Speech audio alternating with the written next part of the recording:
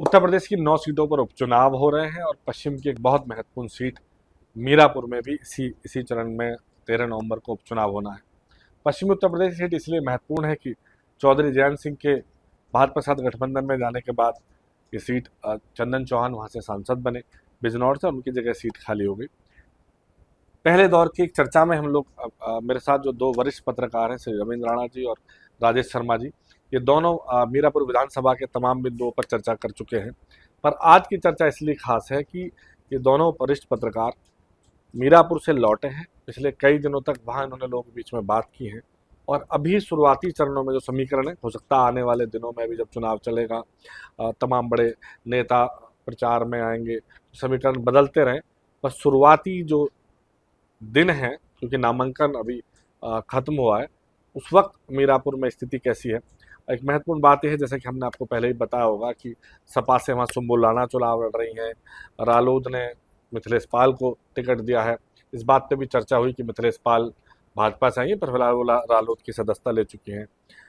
आसपास से आज़ाद समाज पार्टी, जो चंद्रशेखर की पार्टी है, उससे जाहिद चुनाव लड़ रहे हैं और शाहनजर बसपा के टिकट पर चुनाव लड़ रहे हैं।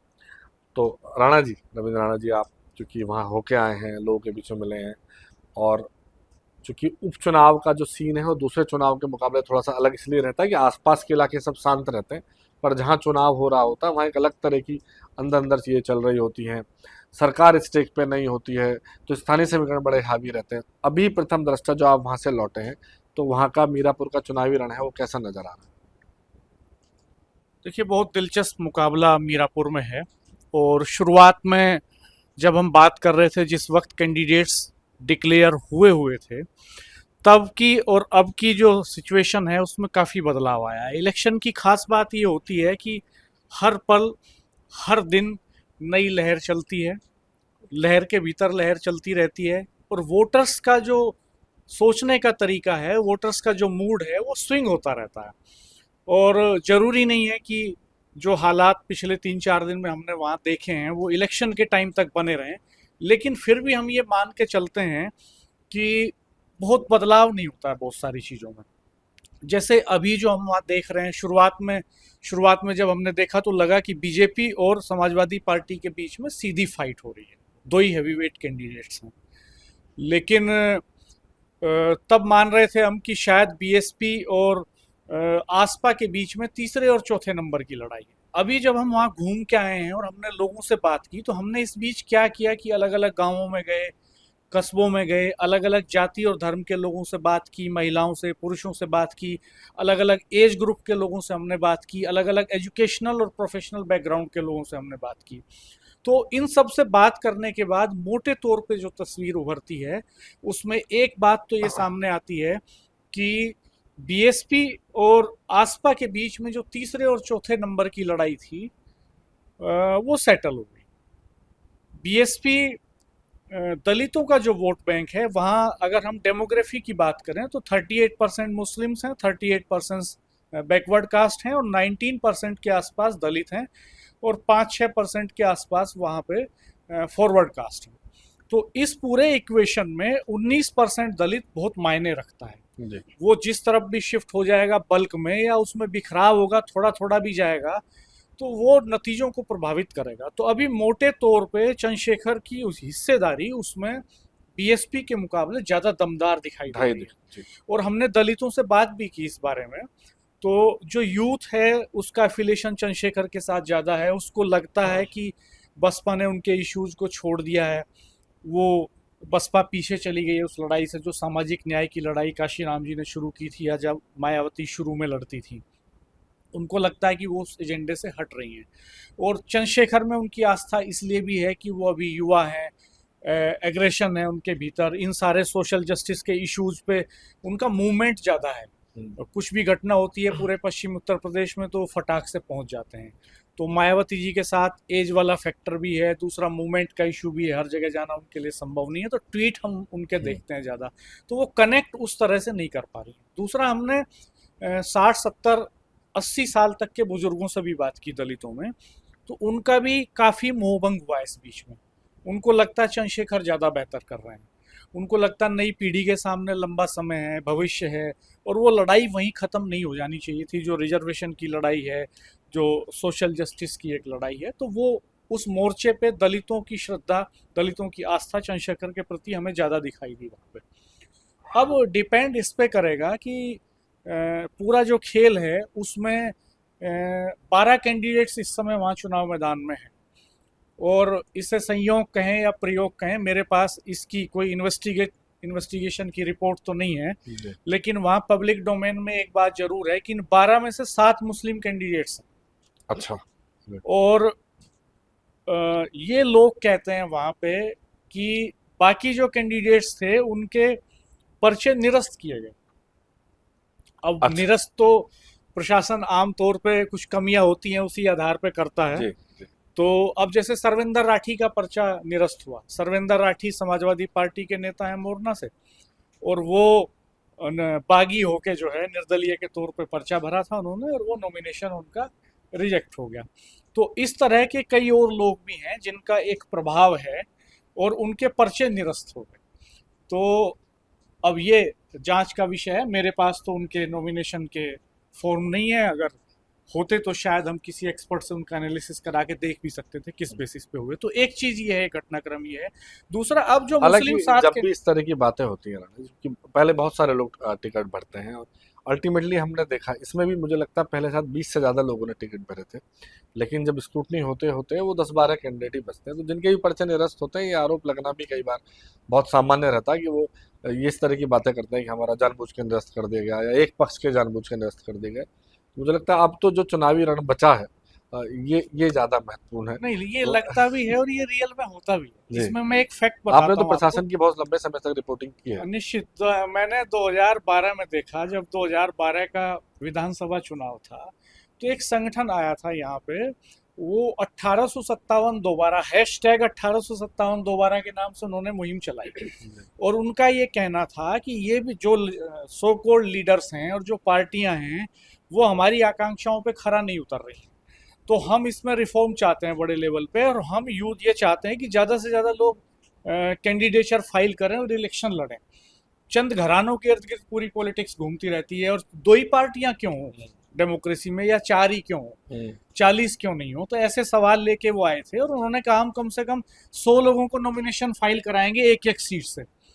तो अगर 100 लोगों को एक सीट से नॉमिनेशन फाइल होगा और एक ईवीएम मशीन में 16 नाम आते हैं, इससे ज़्यादा आते नहीं हैं, तो उनका ये कहना था कि इतनी मशीनों की व्यवस्था शायद जो है सिस्टम करने में फेल हो जाएगा, और हम अगर ऐसा पूरे देश, पूरे यूपी में हम कर लेंगे बड़े पैमाने पे, या हम पार्लियामेंट के इलेक्शन में बड़े पैमाने पे ऐसा कर ले गए, तो बहस के केंद्र में ये चीज़ आ जाएगी। तो हमने देखा कि जब वो नॉमिनेशन फाइल करने गए तो उनको नॉमिनेशन फाइल नहीं करने दिए गए, फोर्स लग गई। लाइन में लगे थे 60-70-80-100 लोग पर्चा भरने के लिए, तो पर्चे नहीं दिए गए, उनकी एनओसी आसानी से नहीं हुई, और जब लाइन में लगे हुए थे तो उनको फोर्स किया गया कि टाइम खत्म हो जाए नॉमिनेशन का, और इनका हो नहीं पाए क्योंकि एक बिना वजह की सिरदर्दी होगी। तो ऐसा कहीं ना कहीं होता भी है। खैर ये अलग बात है, इन्वेस्टिगेशन का विषय है। तो इसमें अब जो ये कैंडिडेट्स बचते हैं, इनमें 4 मुख्य पार्टियों के प्रत्याशी मुस्लिम हैं, और मिथिलेश पाल बीजेपी से यहाँ रेलडी 3 पार्टियों के। हाँ, जैसे अभी शाहनजर हैं, हाँ बीएसपी के कैंडिडेट हैं, जी। और जाहिद हसन हैं, वो आजाद समाज पार्टी के कैंडिडेट हैं, और ओवैसी की पार्टी के अच्छा, कैंडिडेट ओके हैं। जी जी जी, चारों तो जी हाँ, जी तो जी ये मुस्लिम कैंडिडेट्स जी हैं मेन। तो जी इसमें है क्या बेसिकली कि अब लोगों की निगाहें इस पे टिकी हुई हैं कि मुस्लिम्स का मूड कैसे स्विंग करता है, जी वो किस तरफ कंसोलिडेट होते हैं, और उनकी निगाह इस पे भी है कि क्या चंद्रशेखर पूरा 19% ले जाएंगे कंसोलिडेट करके। एक मुस्लिम बहुल गांव में हम गए, तो वहाँ लोगों से हमने बात की।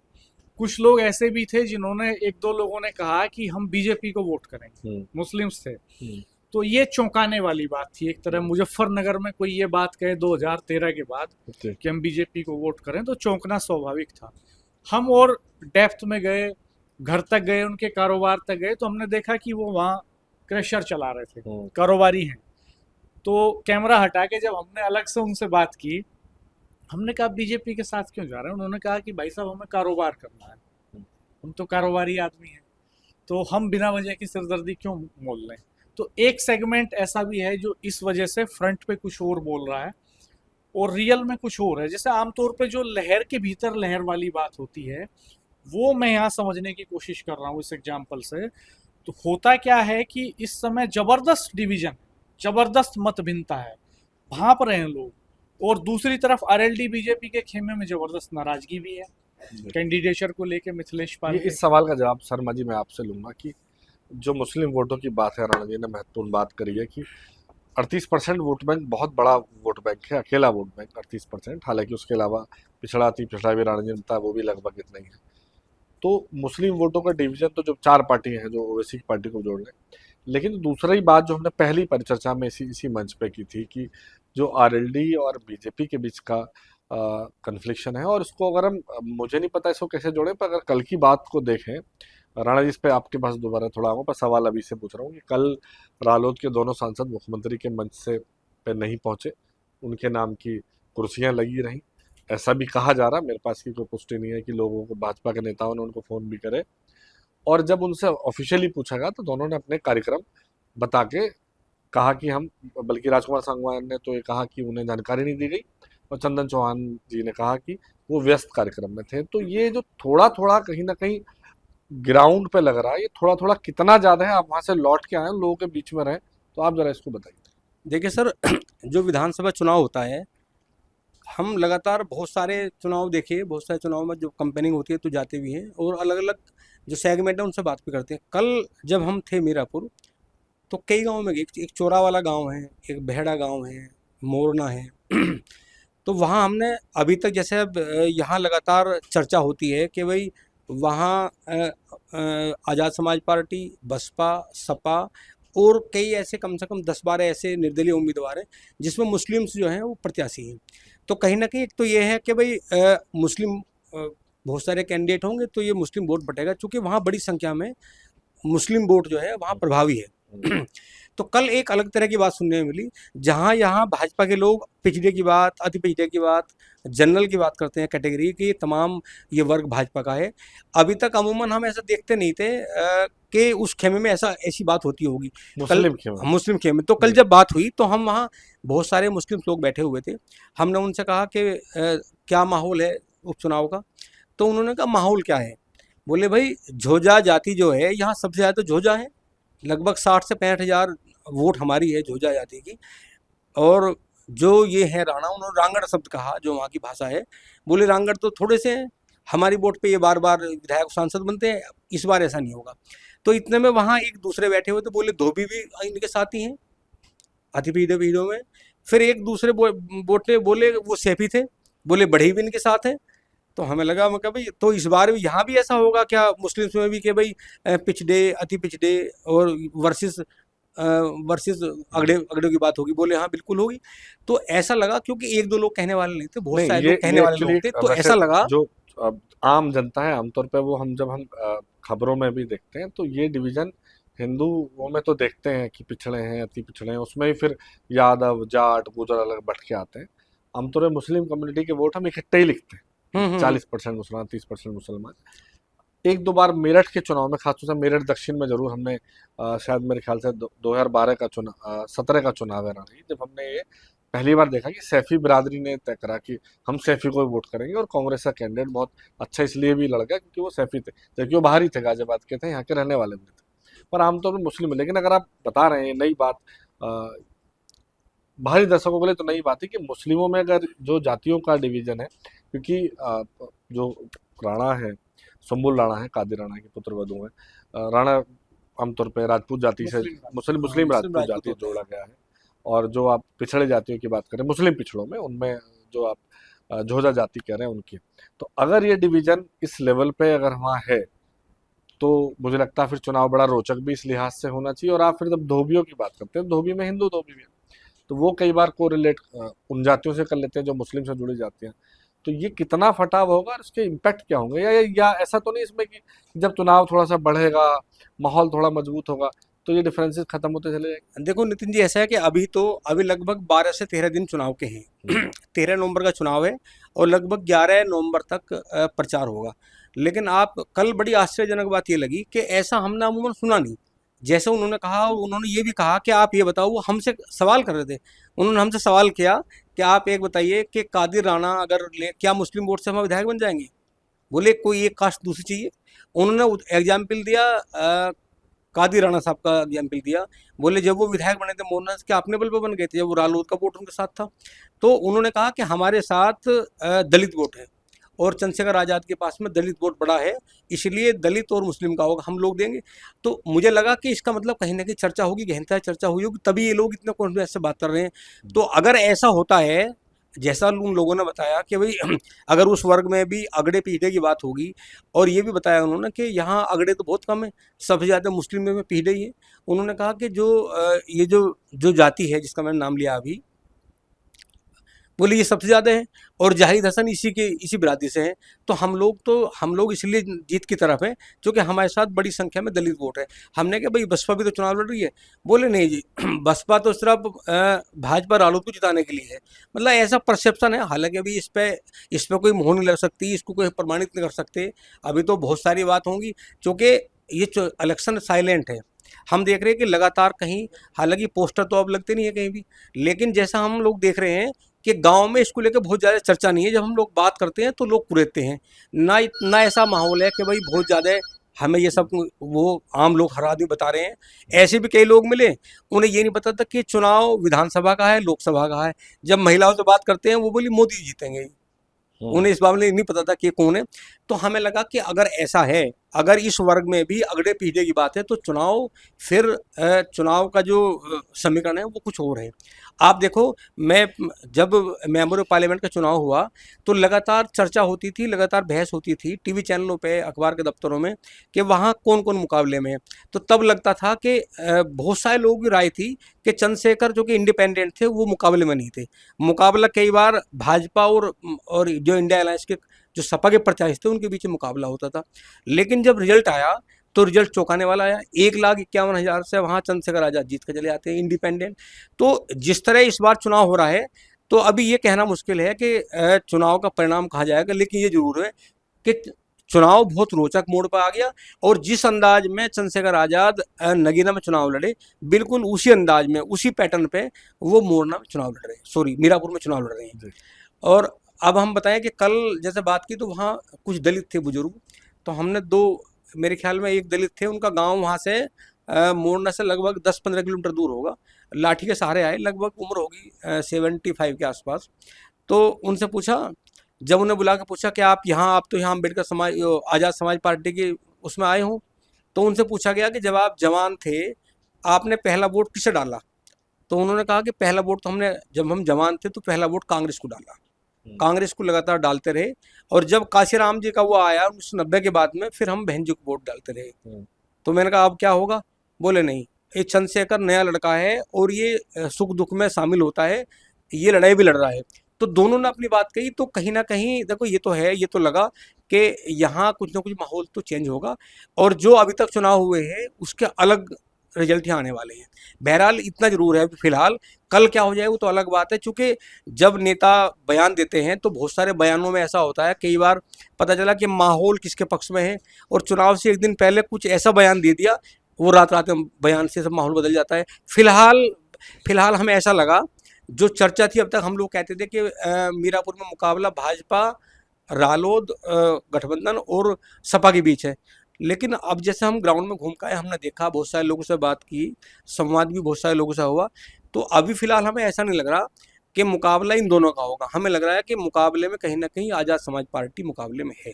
शर्मा जी, एक सवाल मेरा आप इस पे है। राणा जी ने तो जो मुस्लिम वोटों का डिवीजन और मुसलमानों में अंदर जातियों का डिवीजन बताया, बड़ा रोचक है हालांकि। लेकिन जो पहली बात जो शुरू में जब मिथिलेश पाल के टिकट के बाद चर्चा हुई थी, और पिछले दिनों जो हम लोग पास भी लोग मिले जिनसे बात हुई, वो ये थी कि भाजपा और आरएलडी के बीच में वो बेहतर ट्यूनिंग, उनके कार्यकर्ताओं के बीच में, पार्टियों के बीच में तो बेहतर ट्यूनिंग है, गठबंधन में लोकल लेवल पे वैसी ट्यूनिंग नहीं हो पा रही है। प्लस जो आरएलडी के कार्यकर्ताओं में नाराजगी है मिथिलेश पाल के टिकट को लेकर कि भाजपा से हैं, तो अब जब सब कुछ हो चुका, नामांकन हो चुका, हालांकि दो बातें बतानी महत्वपूर्ण हो रही है पिछली चर्चा में, कि जो टिकट के दावेदार थे, अजीत राठी राणा जी शायद उनका नाम है, जो आरएलडी टिकट के दावेदार थे, वो नामांकन में नहीं पहुंचे थे, और हमने जब ये पूछवाया कि उनसे पूछे वो नामांकन में क्यों नहीं पहुंचे, तो उन्होंने एक बड़ा रोचक तर्क ये दिया कि मैं तो जाना चाहता था, पर मेरे समर्थकों ने मुझे बिठा लिया और रोक लिया कि आप टिकट में मत जाइए।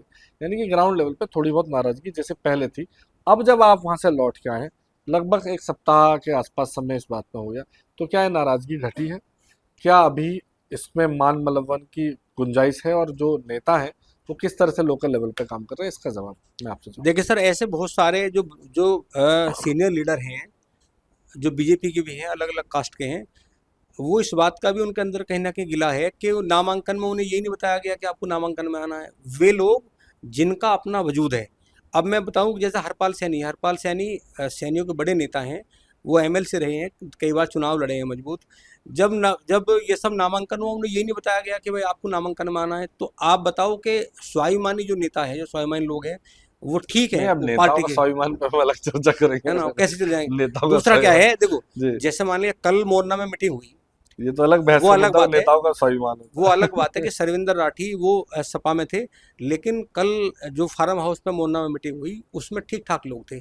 मुझे लग रहा है कि एक तरफ जहां ये विश्वास था कि भाई आरएलडी का सिंबल है, तो तमाम कम से कम जो कम्युनिटी है, जाट कम्युनिटी, वो तो वहीं आ जाएगी। है। कल जो मीटिंग हुई, उन्होंने ऐलान किया कि हम वहां वोट देंगे जो मिथिलेश पाल को हराएंगे। यही बात कही उन्होंने कि भाई उसे टिकट क्यों दे दिया। बहुत सारे लोग, अलग अलग लोग बोले, सर्वेंद्र राठी भी बोले, लेकिन जो रालोद के बहुत सारे नाराज लोग थे, वो भी उस पंचायत में थे जो कल पंचायत हुई थी। इसके अलावा आप देखो कि हमें ऐसा नहीं लग रहा कि कोई ऐसी कोऑर्डिनेशन की मीटिंग, एक मीटिंग जरूर हुई है, नीलामी शुरुआत है, लेकिन ये तो कोऑर्डिनेशन की अभी तक। अभी नहीं हुई मीटिंग। हो जाएगी, वो आगे होगी तो होगी। जैसा बड़ा सवाल इस बात का है नितिन जी कि ये इसका डर बीजेपी को है और आरएलडी को है। आप देखिए कि अब 1 नवंबर के बाद में सब शुगर मिल चल जाएंगे। इसके शुगर मिल चलेंगे तो किसान बहुत व्यस्त रहेगा, क्योंकि गेहूं की बुआई होनी है। सब सबसे पहले गन्ना काटना है, फिर गेहूं की बुआई देखनी है। दूसरा कि जब क्रेशर शुरू होते हैं, तो मोस्टली आप देखो कि मुजफ्फरनगर में जो कश्यप जाति के लोग हैं, वो सबसे ज़्यादा गन्ने का क्रेशर चलाते हैं। और ऐसे नहीं कि वो गांव में होते हैं, वो अपने गांव से 10 किलोमीटर दूर, 5 किलोमीटर नहीं दूर नहीं, हमारे चलते हैं। बुलंदशहर में भी मैंने देखा, हमारे गांव तक में भी, कि आमतौर पर मुजफ्फरनगर के रिक्शा चलाने वाले ज्यादा आते जो प्रजापति समाज के लोग हैं, वो अक्सर भट्टों पे चले जाते हैं, वो बड़ी संख्या में भट्टे पे जाते हैं। और आप देखिए, वहाँ चूंकि शुक्रताल तीर्थ स्थल है, धार्मिक नगरी है, जब गंगा स्नान की हम बात करते हैं, तो ये बड़ा इशू भी है, इसको लेकर चिंता भी है आरएलडी और भाजपा के लोगों में, कि ऐसे तो है नहीं कि चुनाव के लिए उन्हें रोक दिया जाए। हैं। हाँ, मंत्री हैं कपिल देव मतलब अग्रवाल, आप उन्होंने देखिए, पिछले दिनों चुनाव आयोग को चिट्ठी लिखी, मुख्यमंत्री को चिट्ठी लिखी, प्रमुख सचिव को, मुख्य सचिव के साथ चिट्ठी लिखी कि ये चुनाव की डेट जो है वो 1 सप्ताह के लिए बढ़ा दी जाए गंगा स्नान की वजह से। हाँ, आप देखिए कि वहाँ शुक्रताल है, शुक्रताल बड़ी वो धार्मिक स्थल भी है, और वहाँ मीरापुर क्षेत्र के 20 से 25 हज़ार लोग उस मेले में शामिल होते हैं। तो ऐसा तो नहीं कि वो लोग इसके वजह से, जो परंपरा है पुरानी, वो चुनाव की वजह से रुक जाएंगे। तो कहीं ना कहीं ये बहुत सारे सवाल हैं, तमाम जातियों का जो तारतम्य है, उनमें समन्वय नहीं बन पा रहा, और बहुत सारे लीडर नाराज हैं। अभी प्रतिस्पर्धा का दौर है, और कहीं शुगर मिले को चलना, दूसरा गन्ना क्रेशर में बड़ी संख्या में लेबर जानी, भट्टों पर बड़ी संख्या में लेबर जानी, इधर 15-20 हज़ार लोगों का जो एक पूरा सैलाब उमड़ेगा 7 नवंबर के बाद में, उसे कैसे आप मोटिवेट करोगे कि भाई आपको वोट डालनी है। तो ये बहुत सारे इशू भी हैं जिन्होंने भाजपा रालोद की सिरदर्दी बढ़ा रखी है। दूसरी ओर जो दूसरा वोट बैंक है, जितना ये बात करेंगे कि कटोगे बटोगे, अभी 2 दिन पहले एक बयान आया खतौली के पूर्व विधायक विक्रम सिंह, उन्होंने कहा कि कादिर राणा को कहा कि कादिर राणा तो ये है, मतलब अब शब्द कहे, बोले ये है, उन्होंने हमारी जाति के एक जई थे, उन्हें जो है उसमें अपनी भट्टे में पिलवा दिया। तो उनसे सवाल बहुत सारे लोगों का ये भी है, भाई आप 2 बार विधायक हुए, तो आपने कार्रवाई क्यों नहीं कराई? अगर ये सच्ची बात थी तो आप कार्रवाई कराते, और अगर आप कार्रवाई करने की स्थिति में नहीं थे तो रिजाइन करते। फिर क्यों हो भाजपा में, क्यों हो विधायक हो? तो चुनाव में इस तरह की बात करके हमें लग रहा है कि ये लोग इधर बात करके लग रहा होगा कि माहौल गर्म होगा। जो दूसरा खेमा है, वहाँ तो पहले से ही माहौल गर्म है, जितना ये लोग करेंगे इतना वहाँ भी एकता होगी। नहीं, लेकिन राणा जी, जो जो अभी हम जो ग्राउंड रियलिटी की बात कर रहे थे, वो जो आप लोगों ने बताया कि बहुत कम देखने को लगा मुस्लिमों में जातिगत डिवीजन हो, तो आरएलडी जो थोड़ा सा सॉफ्ट चेहरा अपनाए हुए है, आरएलडी की तरफ से किसी नेता का, और जयंत चौधरी जब से बेशक चाहे भाजपा गठबंधन था तो लोकसभा चुनाव भी लड़े हो, जयंत चौधरी ने हमेशा कोशिश की है कि अपना जो सद्भावना का चेहरा है, भाईचारे का चेहरा, उसको बचाए रखें। पिछली चर्चा में हम लोगों ने जिक्र किया था, कई बड़े मंचों पे वो मुख्यमंत्री के साथ भी जाने से बचे हैं, और यहाँ कल मुख्यमंत्री थे, हालांकि विकास का काम था, पर यहाँ भी जनसभा में कोई भी ऐसा बयान नहीं आया जिससे कि थोड़ा सा कम्युनल सेंसिटिवनेस बढ़े। और ये डर शायद मुझे लगता है नेता भाप रहे हैं, इसको आरएलडी का थिंक टैंक भाप रहा है कि अगर उधर जातिगत डिवीजन है तो डिवीजन बरकरार रहे, क्योंकि अगर वो थोड़ा कम्युनल हो जाएगा राणा जी, तो उसमें रालोद या भाजपा गठबंधन के प्रत्याशी के लिए थोड़ा कठिन होगा। तो क्या इसी वजह से आरएलडी थोड़ा सॉफ्ट चेहरा अपनाए हुए हैं? देखो, जयंत चौधरी कभी इसका समर्थन नहीं करेंगे, कटो या बटोगी की बात नहीं करेंगे, एक रहो इसकी कभी बात नहीं करेंगे। ये लोग तो भाजपा के लोग करेंगे, और नहीं, वो लेकिन तो आप देखिए, अब माहौल दोनों क्रिएट करना है। गठबंधन में है, लोग किसी के भी हो, सरकार में सरकार के मंत्री हैं, तो वो किसी भी हो, वो एजेंडा एक ही है। वो कल मुख्यमंत्री जी आप जयंत चौधरी सिर्फ ये कह के तो नहीं बच सकते हैं कि भाई मेरा एजेंडा नहीं है, वो कॉलिशन गवर्नमेंट के मंत्री हैं, उसके साथ गठबंधन में है। लेकिन मैं जो कह रहा हूँ कि कहीं ना कहीं जयंत चौधरी या जो उनके जो थिंक टैंक है, उनको ये बात समझ में तो आ रही है ना कि यहाँ पश्चिम में इस जो एकजुटता है मुस्लिम वोटों की, इससे बचना पड़ेगा। खिलाफ अगर एकजुटता हो जाए तो मैं इसमें जी। कुछ जोड़ना चाहता हूँ। दरअसल आप ठीक कह रहे हैं।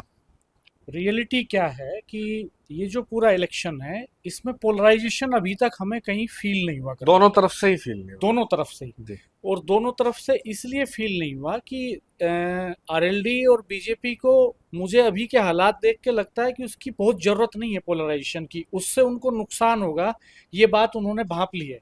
चूंकि 38% मुस्लिम वोटर है, अगर पूरा 38% मुस्लिम वोटर पोलराइज होके किसी एक सेगमेंट के साथ खड़ा हो गया, तो निश्चित तौर पर इलेक्शन के रिजल्ट्स चेंज हो जाएंगे।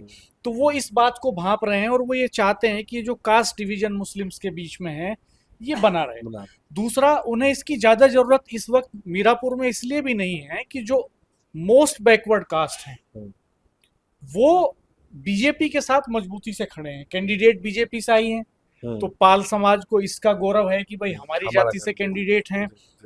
सैनी समाज, कश्यप समाज, इन मोस्ट बैकवर्ड के बहुत सारे लोगों से हमारी बात हुई। उनमें से कई लोग ऐसे थे जिनको सिर्फ मोदी जी का चेहरा दिखाई देता है, उनके बीच में जो 5 किलो अनाज है उसका फैक्टर काम कर रहा है, रसोई गैस का सिलेंडर उनके बीच में काम कर रहा है। और कई कश्यप परिवार तो हमें ऐसे मिले जो 4 पीढ़ियों से चटाई बनाने का काम करते हैं। मैंने उनसे पूछा कि लास्ट टाइम आपके घर में पनीर कब बना था, तो उनको याद नहीं था। और लास्ट टाइम उनके घर में मिठाई कब आई थी, ये उनको याद नहीं था। फल कब आया था घर में, ये उनको याद नहीं था। लेकिन उनके घर के सामने से जो सड़क बनी हुई थी उसको लेके वो प्राउड फील कर रहे थे। उन्होंने कहा कि डेवलपमेंट हो रहा है, समाज आगे बढ़ रहा है। और एक सबसे बड़ा फैक्टर जो वहाँ नज़र आता है, जिसका माइलेज बीजेपी और आरएलडी कैंडिडेट के पास है, वो लॉ एंड ऑर्डर का इशू है। वहाँ मोस्ट बैकवर्ड कास्ट के लोगों ने बहुत मजबूती से ये कहा कि आज पहले जो रोड होल्ड अप की घटनाएं होती थी, राहजनी की घटनाएं होती थी, वो मजदूरी करके काम से लौट रहे थे, 2 लड़कों ने रोक लिया कहीं पे, पैसे लूट लिए, मोबाइल छीन लिया। बोले एक तो ये नहीं हो रहा है इस समय, और दूसरा रेप की घटनाओं में कमी आई है। उनका ये कहना था कि वो चूंकि आर्थिक तौर पे कमजोर हैं, सामाजिक तौर पे बैकवर्ड हैं, तो ऐसी घटनाएं उनके महिलाओं के साथ ज्यादा होती थी जिन पे अंकुश लगा है। तो मैंने ये भी पूछा उनसे कि ये कैसे लगा, इसकी क्या वजह है। उनका कहना था कि साहब या तो बदमाश जेल चले गए या ऊपर चले गए। तो ये फैक्टर उनके फेवर में काम कर रहा है। तो अभी एज इट इज अगर पोलराइजेशन पे फोकस करती है, जैसे शुरू में विक्रम सैनी का एक बयान आता है और वो कादिर राणा पे अटैक करते हैं, लेकिन हम देखते हैं बाद में एक्शन पे रिएक्शन की बात हफ्ते भर पहले तो कर रहे थे संजीव बालियान, 1 हफ्ते से कोई बयान उनका नहीं आया। बीजेपी के किसी बड़े नेता का कोई एग्रेसिव बयान नहीं आया। और मुख्यमंत्री योगी आदित्यनाथ भी मेरठ में आए थे तो रैपिड रेल का काम गिना रहे थे, एक्सप्रेसवे हाईवे गिना रहे थे, सिलेंडर गिनाया उन्होंने हेल्थ की फैसिलिटीज के इशू गिनाए, उन्होंने जो वेलफेयर स्कीम्स हैं वो सारी गिनाई यहाँ से, क्योंकि उनको पता था कि मीरापुर के लोग भी ये सब देख रहे होंगे, खैर के लोग भी देख रहे होंगे, गाजियाबाद के लोग भी देख रहे होंगे। तो उन्होंने वेलफेयर स्कीम्स पे फोकस किया। उन्होंने मुजफ्फरनगर दंगे का जिक्र नहीं किया जो आमतौर पे वो करते हैं, किसी भी दंगे का जिक्र नहीं किया। उन्होंने कांवड़ यात्रा का जिक्र नहीं किया। उन्होंने जो यहाँ पे फूड स्टॉल्स पे, दुकानों पे जो नाम लिखने वाली बात थी उसका जिक्र नहीं किया। कोई सेंटीमेंट नहीं छेड़ा उन्होंने इस तरह का। तो निश्चित तौर पर ये सुखद भी है समाज के लिए, ये अगर राजनीति इस तरफ जाती है कि जैसे मैंने कई अदर मोस्ट बैकवर्ड कास्ट के लोगों से बात की, उन्होंने कहा साहब बहुत अच्छा काम हो रहा है, लेकिन वहीं पे कई लड़के ऐसे मिले जो यूथ हैं, जैसे अनएम्प्लॉयमेंट का बड़ा क्राइसिस है, बड़े एक लड़का जो अमेजन और फ्लिपकार्ट के लिए कई कंपनियों के लिए सप्लाई करता है सामान, जी। होम डिलीवरी बॉय है, उसने कहा कि मैं 10,000 रुपया मुझे मिलता है, 2,000 रुपया बाइक के पेट्रोल के लिए मिलता है, दिन भर बाइक चलाता हूँ, फोन बराबर में दबा रहता है, 10 से 12 घंटे में दौड़ता हूँ और इतने में मेरा गुजारा नहीं चल पाता। वो शर्मा थे, ब्राह्मण थे वो, तो उन्होंने कहा इतने में गुजारा नहीं हो पाता और मैंने आईटीआई भी किया हुआ है, तो मुझे मजबूरी में ये काम करना पड़ रहा है। एक लड़का जिसने एमएससी इंफॉर्मेशन टेक्नोलॉजी में किया था, वो अनएम्प्लॉयड था, किसान का बेटा, उसने कहा मैंने बिजनौर में जाके कुछ दिन कोचिंग सेंटर खोला अंग्रेजी पढ़ाने का, लेकिन नहीं चल पाया और काम नहीं मिल पा रहे हैं, पर्चे लीक आउट हो रहे हैं, मिसमैनेजमेंट है बहुत तरह का। तो यूथ में जो मोस्ट बैकवर्ड कास्ट का यूथ है, जो पढ़ा लिखा है, जो अनएम्प्लॉयड है, उसको ये मुद्दे पंच करते हैं, उसको उसका ये दर्द है।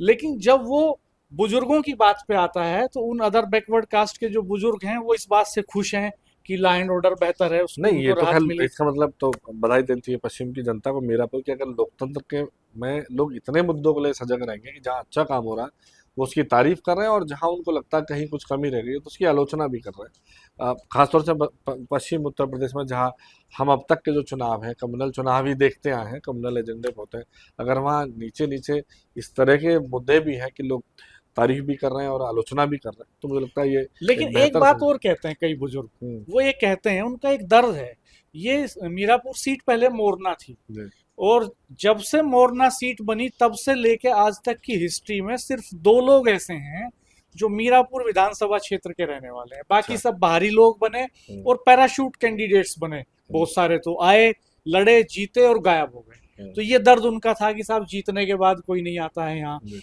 और इस बार भी ये सिनेरियो है, ये इशू बन रहा है। नहीं, इस बार लेकिन जो आप बताएंगे इस बार जो प्रत्याशी हैं वो कितने स्थानीय हैं और कितने बाहरी इस हैं? बार तो जो मेन पार्टियां हैं सबके बाहरी हैं, अच्छा, मिथिलेश पाल बाहरी हैं उस तरह से, कहाँ हालांकि वो मिथिलेश पाल कहाँ वहां की से रहने एमएलए वाली है? जरूर रही, मोरना से लेकिन नहीं है? मोरना विधानसभा क्षेत्र के बाहर उनका गांव है। अच्छा, मतलब है तो मुजफ्फरनगर की हाँ, रहने वाली? मुजफ्फरनगर जिला जरूर जी, मुजफ्फरनगर, जी, हालांकि डेमोक्रेसी में कोई राहुल गांधी वायनाड में जाके लड़ लिए, तो मोदी जी गुजरात से आके हाँ, बनारस लड़ लिए, हम्म, वो एक अलग बात है। जी। लेकिन लोकल लेवल पे लोग ये इशू उठाते हैं, वहां वो कहते हैं और कि क्या हमारे बेटे बेटियां सुम्बुल ने, का सुम्बुल वो तो मुजफ्फरनगर से हैं, मुजफ्फरनगर से कादिर राणा। कादिर। तो हालांकि इस तौर पे देखें तो आजाद समाज पार्टी के जो कैंडिडेट हैं जाहिर, वो वहीं के रहने वाले हैं, मतलब ये एक एडवांटेज उनके जोजा पास बिरादरी के हैं वो, जी, तो एक एडवांटेज उनके पास ये है जरूर। जी, तो अब ये कुल मिला के वो लोग ये भी कहते हैं कि यहाँ हमने पूछा कि आप प्रत्याशियों, जब पैराशूट प्रत्याशी आते हैं, आप कह रहे हैं कि किडनी की बीमारी, कैंसर की बीमारी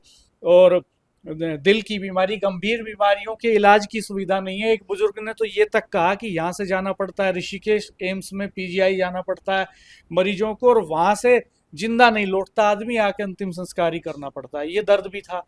तो मैंने पूछा कि भाई आप ये क्वेश्चंस रेज क्यों नहीं करते प्रत्याशियों के सामने या विधायकों के सामने या सांसदों के सामने? तो उन्होंने कहा साहब करते हैं उस समय तो वो वादा करते हैं और फिर बाद में आते नहीं यहाँ। जी, लेकिन एक बात और कही उन्होंने कहा कि यहाँ तो हिंदू मुस्लिम पे चुनाव हो जाता है आखिर में, तो इसलिए वो जीत के चले जाते हैं जी, और काम करते नहीं है। लेकिन है क्या कि अल्टीमेटली जब हम सीधे किसी आदमी से पूछते हैं कि क्या माहौल चल रहा है, तब नहीं खुलता है वो। जब हम उसकी जिंदगी के रियल इश्यूज पे बात करते हैं, महंगाई पे बात करते हैं, जैसे हमने जिस घर में, जिस कश्यप परिवार की मैं बात कर रहा हूँ, जिनको ये याद नहीं है कि मिठाई कब आई घर में, फल कब आया, पनीर की सब्जी कब बनी, वो महंगाई के लिए सरकार को जिम्मेदार नहीं मान रहा है। उन्होंने कहा कि साहब महंगाई तो इसलिए हो रही है कि कुदरत की मार है, बारिश हुई, टमाटर की फसल नष्ट हो गई, तो यही टमाटर 10 रुपए किलो बिकता हुआ घूम रहा था मंडियों में, और ये जो है 80 90 100 और 120 रुपए किलो हो गया। तो अब इसमें मोदी जी क्या कर सकते हैं या योगी जी क्या कर सकते हैं? तो ये उनका जी, उनकी थिंकिंग है, जी, उनका थॉट जी। प्रोसेस है। तो वो इसके लिए कुदरत को जिम्मेदार मान रहे शर्मा जी, मैं एक आपसे सवाल ये है कि चुनाव के शुरुआती दौर में खासतौर से मैंने गाँव में देखा कि प्रधानी चुनाव को मैं इसमें रेफरेंस करूंगा कि कुछ चालाक या समझदार वोटर या समझदार समूह चुनाव को शुरुआती दौर में जानबूझ के बहुस्कोनीय इसलिए बना देता है जिससे कि लड़ने वालों को ये अंदाजा ही ना हो कि उसकी लड़ाई किससे। और इसी भ्रम में कई बार कोई ऐसा प्रत्याशी जिसको हम शुरू में मान ना रहे हो, जैसे अभी तक हम आजाद समाज पार्टी को कहीं नहीं मान रहे थे, हैं। अचानक नगीना में शुरू में हम consider नगीना में नहीं शुरू में कंसिडर ही नहीं कर रहे थे, लग रहा था निर्दलीय प्रत्याशी चंद्रशेखर कुछ युवाओं की वोट ले लेंगे और चुनाव कि आते आते फिर बाद में 3 दिन 4 दिन लगा कि सपा कहीं है ही नहीं उसमें, जो मुख्य प्रत्याशी पार्टी लग रही थी। तो इस चुनाव में भी जैसे अभी हम जब पहले दिन थे तो लगा एक बड़े कैंडिडेट कादिर राणा के पुत्रवधू हैं तो सीधा मुकाबला होगा। अब आप लोग ग्राउंड से लौटे हैं तो लग रहा है कि आज़ाद समाज पार्टी भी प्रमुख पार्टी के तौर पर उसमें भी कहीं जो वोटर जैसे नेता की तो चालाकियां समझदारियां होशियारी रहती है, वोटर की भी चालाकी समझदारी कहीं ऐसा तो नहीं कि जो नीचे अंदर वोटर है ये अपनी अपनी बातें मनवाने के लिए अपने मुद्दों पर ध्यान देने के लिए अभी सब तरह के चल रहे हैं। और जो हम कहते आए हैं हर बार कि चुनाव अंत में आके हिंदू मुसलमान हो जाता है, जातियों के जो डिविजन्स हैं वो खत्म हो जाते हैं, चाहे इधर हो चाहे इधर हो। तो क्या आपको लगता है कि उस दिशा में जाएगा या अभी ऐसे ही रहेगा? बाकी तो अभी चूंकि कई दिन है, मुझे लगता है हम एक चर्चा और इस पर चुनाव से पहले करेंगे। बट अभी के डेट में आपको क्या लगता है कि ये ऐसे ही चलेगा या कहीं ना कहीं कोई मुद्दा इधर से उछलेगा या उधर से उछलेगा, तो कैसे होगा? अभी नितिन जी आप देखो, कल हम एक चोरावाला गांव में थे। मुझे लगता है कि मोरना से लगभग 5 किलोमीटर की दूरी पे वो गांव है। तो वहाँ एक बड़ा गांव का गेट लग रहा है और गेट के पास में यात्री शेड बना हुआ है। तो वहीं आसपास के गांव के लोग बैठे हुए थे। कल जब हमने उनसे बात की तो वहाँ ऐसा नहीं था कि कोई एक ही पार्टी के समर्थक थे, वो अलग अलग थे। वहाँ कुछ बीजेपी के भी थे, हालांकि बीजेपी के भी थे। तो वहाँ पर जब हमने बात की तो उन लोगों ने सबसे पहला नाम अ, जाहिद जाहिद हसन का लिया। और उन्होंने कहा कि भाई जो चंद्रशेखर है वो यूथ, वो युवा हैं, एडवोकेट हैं, वो लोगों की समस्या उठाते हैं, कोई दिक्कत आती है तो हमारे बीच में चले आते हैं। जबकि और दूसरे जो लोग नहीं आते, उन्होंने कादिर राणा साहब पे भी कहा कि वो कभी नहीं आते, वो बड़े लोग हैं, उद्योगपति हैं, वो तो तभी आते हैं जब उन्हें काम पड़ता है। ऐसे मतलब एक दो नहीं था, वहाँ कई लोगों ने ये बात कही जो मुस्लिम समाज से थे। और हमें लग रहा है कि वे लोग ऐसे भी थे, जब उनसे पूछा गया कि जब पहले कभी चुनाव होता होगा तो आप किसके साथ थे, तो चूंकि कादिर राणा साहब का जुड़ाव रहा मीरापुर से, तो हालांकि वो तो उनके आसपास है, स्वाभाविक था। उन्होंने कहा कि इस बार हम लोग जो है चंद्रशेखर जी के साथ इसलिए हैं क्योंकि दलित और मुस्लिम का समीकरण एक साथ उनका गठबंधन हो रहा है। तो जब वो ऐसी बात कर रहे हैं कि दलित और मुस्लिम का गठबंधन हो रहा है, वो फिर बात दोहरा रहे हैं नहीं, कि मैं इसमें मैं आपकी बातों काट नहीं फिलहाल रहा हूँ, लेकिन कई और सीटों पर भी चुनाव लड़े गए। उसके बाद हरियाणा में भी हमने देख लिया, पिछले दिनों हम बात कर रहे थे नगीना में चंद्रशेखर ने बहुत अच्छा चुनाव लड़ा, भारी बहुमत जीते। और जो राणा जी बात कर रहे थे उन्होंने सदन में भी कई मुद्दे लगातार पश्चिम के भी और देश के भी मुद्दे उठाए।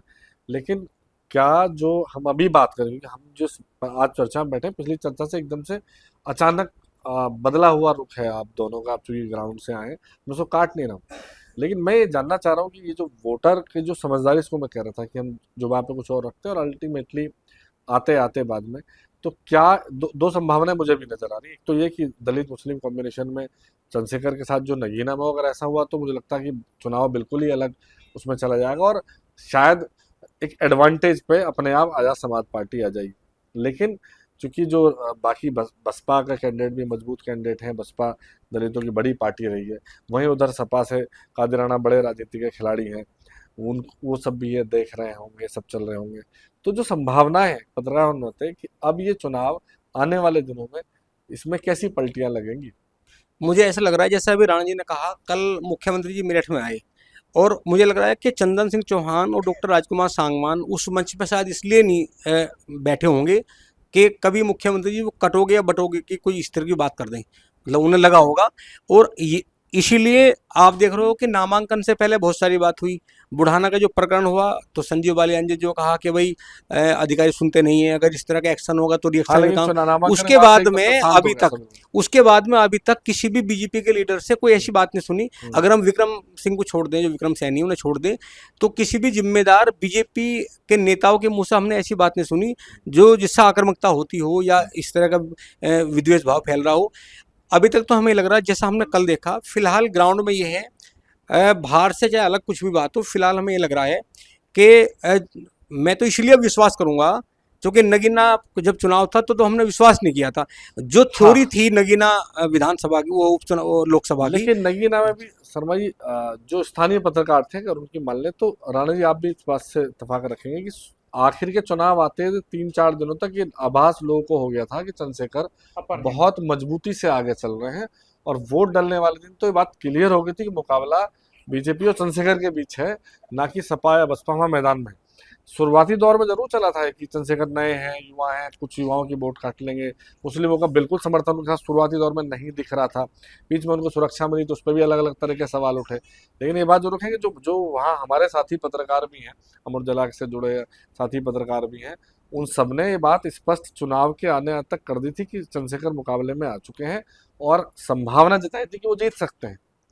तो इस चुनाव में भी हो सकता है ये बात आपको लगता है कि बढ़े, अभी उस तरफ बढ़े, या अभी और मुझे लगता है, क्योंकि मैं ऐसे एक जर्नलिस्ट ये मानने को अभी थोड़ा सा कठिनाई महसूस कर रहा हूँ कि चुनाव कम्युनल नहीं होगा।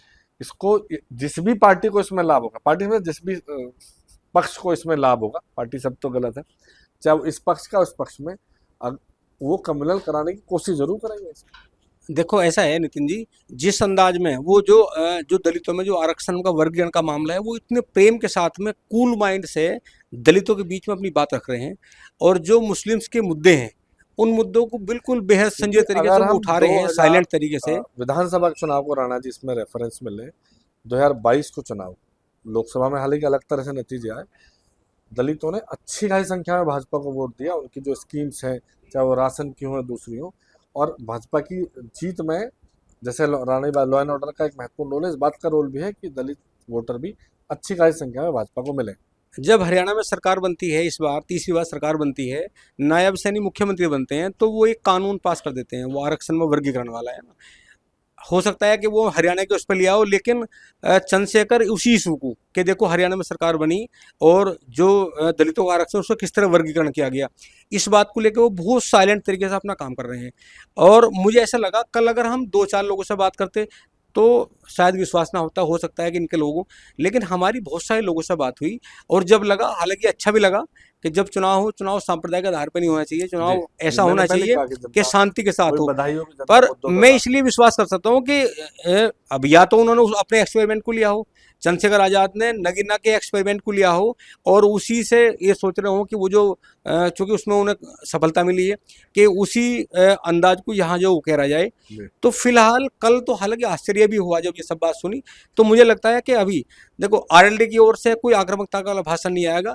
मुझे लगता है कि जयंत जी ने कह दिया होगा कि ऐसा कुछ नहीं बोलना जिससे जो है समाज में उन्माद की भावना हो। और मुझे लग रहा है कि जिस तरह नामांकन से पहले मैंने अभी कहा, और जितने भी सीनियर नेता हैं बीजेपी के, तो किसी ने इस तरह की बात नहीं। मुझे लग रहा है कि फिलहाल तो अभी चुनाव एकदम डिफरेंट हो रहा है बिल्कुल। अब आने वाले, क्योंकि अभी 12 दिन है चुनाव में, अब पता नहीं कौन नेता क्या बोल जाए, क्योंकि जब भी ये माहौल बिगड़ेगा, ये जब भी बिगड़ेगा तो कुछ छोटी बात से बिगड़ेगा। और आप देखें ना, तब से चुनाव के बाद में कादिर राणा मीडिया के सामने नहीं आए, अभी चंद्रशेखर आजाद मीडिया के सामने नहीं आए, मिथिलेश पाल तो बीजेपी की इसके सामने आ गई, लेकिन उनमें अगर हम बसपा के प्रत्याशी की बात करें तो कोई अभी मीडिया के सामने नहीं आया। सब लोग बहुत साइलेंट तरीके से चुनाव लड़ रहे हैं, और अभी इसके तो पीछे की बहुत मंशा ये भी शुरुआती हो दौर सकती है। अभी बड़े नेताओं की जो हम बात कर रहे हैं, हाँ, असली हाँ। एंट्री तो जो जो मुकाबले का रोमांच होगा, मुझे लगता है वो तब होगा जब बड़े नेताओं की एंट्री 6 होगी। तारीख से जयंत चौधरी की सभाएं जी शुरू होने जा जी रही है, जी मेरे पास जो सूचना है। जी। और अभी मुख्यमंत्री का कार्यक्रम भी संभावित है, आ सकता है। सपा से भी ये कहा गया कि अखिलेश यादव हर विधान अभी दीपावली के बाद जो है ना, चुनाव दीपावली के बाद पूरा कैंपेन शुरू हो जाएगा। तो चूंकि सब राजनीति के हाँ, सब और माहिर दीपावली तारे के हैं, बाद ही चंद्रशेखर भी चूंकि ऑलरेडी एक्टिव है, बिल्कुल बसपा से भी बड़े नेता वहां आएंगे। तो खैर दीपावली के बाद ये पता चलेगा कि ये जो चुनाव है इसका रिजल्ट किस तरफ जा लेकिन रहा है। अभी तक की फिलहाल जो बिल्कुल अभी तक एकदम की साइलेंट है। दो वरिष्ठ साथी हमारे ग्राउंड से लौटे हैं, अच्छी बात है कि वो गांव गांव गए हैं, जिस तरह के उन्होंने गांव के नाम, चौराहों के नाम बताए हैं। तो एक रोचक तथ्य पहलू जरूर जो मैं अगर देखूँ राणा जी मुख्य निकला, वो ये कि अब चुनाव जिस तरह से पहले सीधा दिख रहा था वो त्रिकोणीय है। ये अभी भी ये नहीं दावा करना ठीक भी नहीं है कि किस तरफ ज़्यादा है, लेकिन त्रिकोणीय कड़ा मुकाबला है, त्रिकोणीय में कड़ा मुकाबला है। एक नई बात जो मुस्लिमों में जातिगत डिवीजन की है वो भी देखी गई है। रालोद की जो भाजपा के बीच की थोड़ी सी नाराजगियाँ थी, स्थायी नाराजगी, वो भी सामने आ रही है, क्योंकि कल ही आपने बताया कि मोरना के किसी गांव में पंचायत हुई है। थोड़े लोग ही सही, लेकिन कुछ लोग जुटे हैं जिन्होंने इस बात का विरोध किया कि आरएलडी का कैंडिडेट होना चाहिए था। आखिरी दो लाइनें ऐसे में राणा जी, मतलब बिल्कुल इस चर्चा का क्लोजिंग कमेंट, हम फिर मिलेंगे, पहले भी एक चर्चा की थी, अगली बार फिर करेंगे कुछ दिनों बाद। आपको क्या लगता है कि अभी की डेट में उपचुनाव का सिनेरियो मीरापुर में क्या है? देखिए, एक तो वोटिंग परसेंटेज बहुत बड़ा रोल प्ले करेगा। उपचुनावों में आमतौर पे पब्लिक इंटरेस्ट कम लेती है और माहौल कम गर्म होता है तो वोटिंग परसेंटेज डाउन हो जाता है। तो अगर 40% के आसपास वोटिंग परसेंटेज टिकता है तो मुझे लगता है कि बहुत नियरेस्ट फाइट होगी और 1000, 1500, 2000 के आसपास हार जीत हो सकती है। एक बार 2017 में मोरना में मीरापुर में अवतार सिंह भड़ाना बीजेपी के महज 193 वोटों से जीते थे। ये 17 में जीते थे, 17 में 2017 का चुनाव था। हाँ। अवतार सिंह भड़ाना बीजेपी के कैंडिडेट थे, महज 193 वोटों से जीते। वो मेन इलेक्शन था, जनरल इलेक्शन, और उपचुनाव में बहुत कम हो जाता है वोटिंग परसेंटेज। तो इस पे डिपेंड करेगा। दूसरा, इस पे डिपेंड करेगा, देखिए अदर मोस्ट बैकवर्ड दलित और मुस्लिम, इनका वोटिंग परसेंटेज अच्छा होने वाला है। इलेक्शन के रिजल्ट्स इससे भी तय होंगे कि जो किसान जातियां हैं, जिनमें जाट खास तौर पे, गुजर, त्यागी या कुछ चौहानों के गांव वहाँ पे हैं, यादव गांव भी एक गांव है जिसमें यादवों की संख्या भी है, तो वो कितना जो है वोट के लिए निकलते हैं, गंगा स्नान कितना प्रभावित करता है। और महत्वपूर्ण बात यह है कि क्या 13 तारीख को ही चुनाव होगा यहाँ? अभी भी बीजेपी और आरएलडी की कोशिश ये है कि चुनाव 15 तारीख जो गंगा स्नान की तारीख है उसके पीछे चला जाए। तो अगर उनको ज़्यादा टाइम मिलता है तो अपने वोटर को ज़्यादा सेंसिटाइज कर पाएंगे, वो होमवर्क के लिए ज़्यादा समय मिलेगा। बीच में दिवाली और गोवर्धन का त्यौहार आ गया है, तो इसमें उनकी कैंपेनिंग प्रभावित होगी, बड़ी रैलियां नहीं हो सकती, जनसभाएं नहीं हो सकती, और स्ट्रेटेजी हमें देखनी होगी कि वो योगी जी के साथ मंच शेयर करते हैं कि नहीं करते हैं। तो ये महत्वपूर्ण फैक्टर्स होंगे। जी शर्मा जी, आपके अंतिम। मुझे लगता है कि क्योंकि उपचुनाव में मैं यही बात इसलिए दोहराऊंगा कि उपचुनाव में सबसे महत्वपूर्ण बात ये होती है कि लोगों में बहुत ज़्यादा उत्साह नहीं होता, और यहाँ तो कंट्रोवर्सी बहुत ज़्यादा है। अगर हम यही की बात, लोग ये मान लेते हैं कि अगर मेरी अकेले की वोट नहीं जाएगी तो क्या बिगड़ जाएगा। और ये जो गंगा स्नान का पर्व है, शुगर मिल चलने वाले हैं, इधर गन्ना क्रेशर चलने वाले हैं, बड़ी संख्या में लेबर जाएगी, और इधर भट्टों पर लेबर जाने वाली है। इसका कहीं ना कहीं नुकसान तो मुझे लग रहा है कि उपचुनाव में होगा। अब देखना ये है कि आरएलडी, भाजपा और तमाम पॉलिटिकल जो पार्टियां हैं वो जो मतदाता है उसे कितना जागरूक कर पाएंगे कि वोट डालना उनके लिए अनिवार्य है। अगर जैसे डॉक्टर साहब ने कहा कि अगर चूंकि ये आप मान लीजिए 100% कि एक तरफ एक वर्ग ऐसा है कि वो 65-70% मतदान करेगा, और एक वर्ग ऐसा है वो 40 से 50% तक जाएगा। तो आप देखना ये है कि भाई वोट परसेंटेज मतलब कैसे ज़्यादा हो और तमाम लोग वोट डालने जाएं, उस पर हार और जीत निर्भर होगी। मीरापुर का चुनाव मुझे लगता है जैसे दोनों वरिष्ठ साथियों ने बताया बड़ा रोचक होने वाला है। और एक बात जो रानी छोड़ी कि पता नहीं अभी 13 को ही होगा, हालांकि संभावना, चुनाव आयोग ने अभी इस पर कोई चर्चा नहीं की है। चुनाव आयोग की तिथि 13 ही है। भाजपा के मंत्री जैसे मैंने बताया कि कपिल देव अग्रवाल है, उन्होंने पिछले जो चुनाव आयोग को चिट्ठी लिखी है। अभी तक तो ये माना जा रहा है कि चुनाव हटने की कोई संभावना, चुनाव आयोग की तरफ से कोई टिप्पणी भी नहीं है इस पर किस तरह की, क्योंकि जैसे समय पास आ रहा है इसकी संभावना कम होती जा रही है। अब हटने की संभावना, लेकिन चुनाव रोचक होगा। त्रिकोणीय चतुष्कोणीय होने की संभावना भी है। वोटिंग परसेंटेज से भी समीकरण बदलेंगे। मीरापुर उपचुनाव की इस चुनावी यात्रा में हम चुनाव से पहले भी एक बार आपके बीच मौजूद होंगे। तब तक पिक्चर और क्लियर होगी। तब तक के लिए मैं अमरउजाला.com से नितिन यादव। अगर आप ये वीडियो YouTube पर देख रहे हैं तो हमारे चैनल को सब्सक्राइब करें और बेल आइकन को दबाना ना भूलें। अगर आप Facebook पर ये वीडियो देख रहे हैं तो हमारे पेज को लाइक करें।